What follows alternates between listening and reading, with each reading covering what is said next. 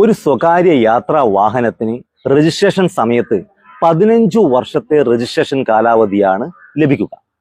എന്നാൽ ഈ കാലാവധി കഴിഞ്ഞും 5 വർഷം വീതമുള്ള കാലയളവിലേക്ക് നമുക്ക് വാഹനം പുതുക്കി നിരത്തിൽ ഉപയോഗിക്കാവുന്നതാണ്. ഈ സമയത്ത് നമ്മൾ 5 വർഷത്തെ നികുതി കൂടി അടയ്ക്കേണ്ടതുണ്ട്. നികുതി അടക്കുന്നത് ഒന്നുകിൽ നികുതി കാലാവധി കഴിയുന്നതിന് മുന്നെയോ അല്ലെങ്കിൽ ഗവൺമെന്റ് നിശ്ചയിച്ചിരിക്കുന്ന 14 ദിവസത്തെ ഗ്രേസ് പീരീഡിനുള്ളിലോ ആയിരിക്കണം.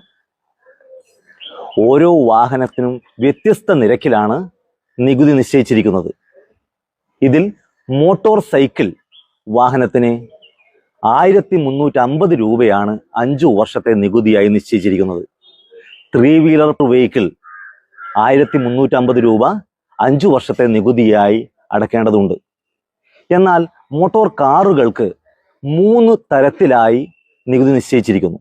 അത് ആ വാഹനത്തിന്റെ ഭാരം അഥവാ അൺലാഡൻ വെയിറ്റിന് അനുസരിച്ചാണ്. അൺലാഡൻ വെയിറ്റ് നമ്മുടെ രജിസ്ട്രേഷൻ സർട്ടിഫിക്കറ്റിൽ കൃത്യമായി രേഖപ്പെടുത്തിയിട്ടുണ്ടാവും. വാഹനത്തിന്റെ അൺലാഡൻ വെയിറ്റ് 750 കിലോഗ്രാം വരെയാണെങ്കിൽ ആ വാഹനത്തിന്റെ നികുതി 9600 ആണ് 5 വർഷത്തേക്ക്.